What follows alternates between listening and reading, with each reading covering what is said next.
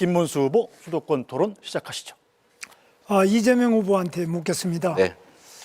지금 원전을 짓지 않고 어떻게 지금 AI 세계 3대 강국, 뭐 저도 3대 강국 하자 그러는데 원전을 어떻게 할 것이냐, 이걸 더 늘리지 않고 원전 부분에 대해서 과거에 그 문재인 대통령 때 한 탈원전 정책, 그건 잘못됐다고 생각하시죠? 에너지 정책에 관해서는 원전이 필요하냐 안 하냐 이게 일도 양단으로 판단할 수가 없다는 걸 먼저 말씀을 드리고요. 요즘 말로 하면 에너지 믹스가 필요하다. 원전도 필요하고 재생에너지도 필요하고 그다음에 다른 에너지도 좀 복합적으로 필요하죠. 다만 그 비중을 어떻게 할 거냐 그 측면에서 원전은 기본적으로 위험하고 좀 지속성에 문제가 있다.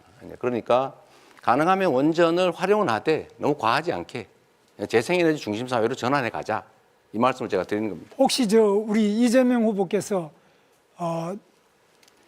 우리 두산중공업이나 원자력 발전소를 만드는 그 원자로를 만든다든지 원자력 발전소 가셔가지고 그게 얼마나 안전한지를 점검하는 그런 현장을 한번 가보셨습니까?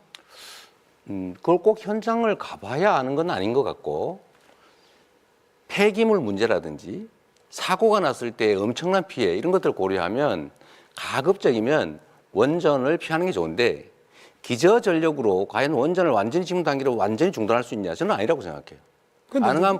가능한 범위 내에서 활용을 좀 하고 대신에 지금 이제 좀 더 안전한 SMR 같은 것들을 지금 연구 개발하고 있잖아요. 그건 계속하고 그 안전하고 편의적이고 비용이 싸면 이제 그런 것들은 써야죠.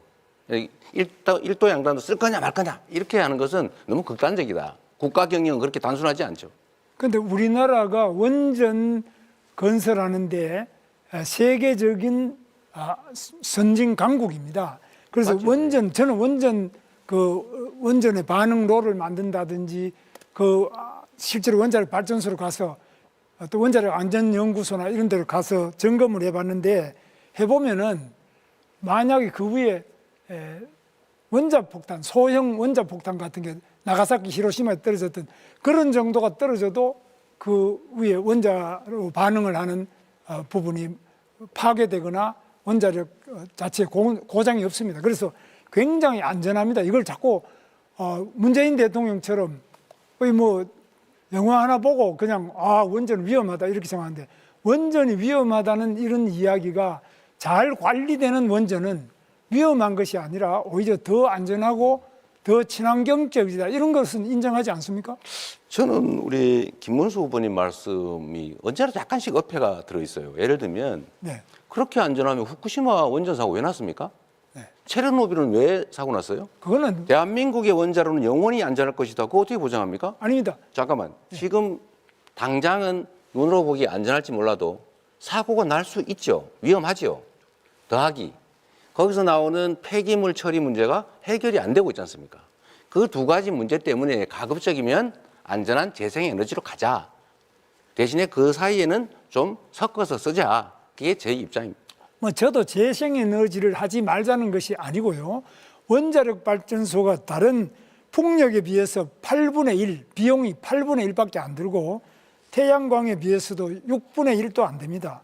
그래서 이렇게 값싸고 안전한 원자력을 왜 그동안 안 했느냐, 이것이 잘못된 환경론자들의 주장 때문에. 그런데 이런 부분에 대해서 이준석 후보는 어떻게 생각하십니까? 실제로 맞는 지적을 하셨다 생각하고요. 지금 이재명 후보께서 결국엔 뭘 자꾸 발전시키겠다 이렇게 말씀하셔서 비용 추계라든지 실제 어떻게 경쟁력을 갖출지에 대해서는 말씀을 잘 안 하고 계십니다. 아까 AI 산업 발전시키기 위해서는 김문수 후보님 말씀하신 것처럼 전력 확보가 제일 중요합니다. 그런데 비용 구조상 아까부터 계속 강조하시는 서남 해안의 풍력 발전 같은 경우에는 킬로와트당 균등화 발전 단가가 300원 가까이 가는 그런 발전이고 김문수 후보님 말씀하시는 거는 한 50원, 60원 정도의 균등화 발전 단가가 피는 원전인데 어느 것이 더 효율적인지는 이미 드러나 있는 것이거든요. 그런데 아마 이재명 후보께서 그런 아까 말씀하신 환경론자들의 말에 너무 많이 휘둘려가지고 국가 대사를 판단하시는 게 아닌가 이런 우려가 있어서 만약에 혹시 집권하는 일이 생긴다 하더라도 그런 환경 카르텔에 대한 입장을 계속 받아들여서 오히려 산업을 좀 저해시킬 것 같다. 그런 우려가 오늘 토론하시는 걸 보니까 좀 들게 됐습니다. 그두 분께서 저를 협공을 하면서 저한테 기회를 안 주시네요. 아니, 저는 저한테 질문 안 하시잖아요. 그 다음에 지금 우리 이재명 후보에게 말씀드리는데 네. 이번에 이재명 후보께서는 지금 주가 지수 5천 시대를 열겠습니다. 그랬어요. 네.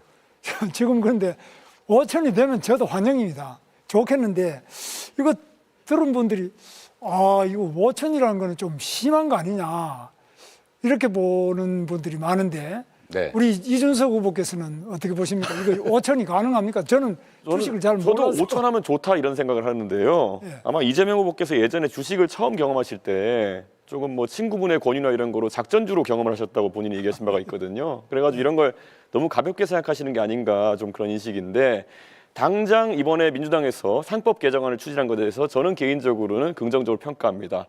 대주주의 어떤 강압적인 물적 분할이라는 걸 통해 가지고 일반 주주들이 손해 보는 상황 속에서는 주가가 안 오릅니다.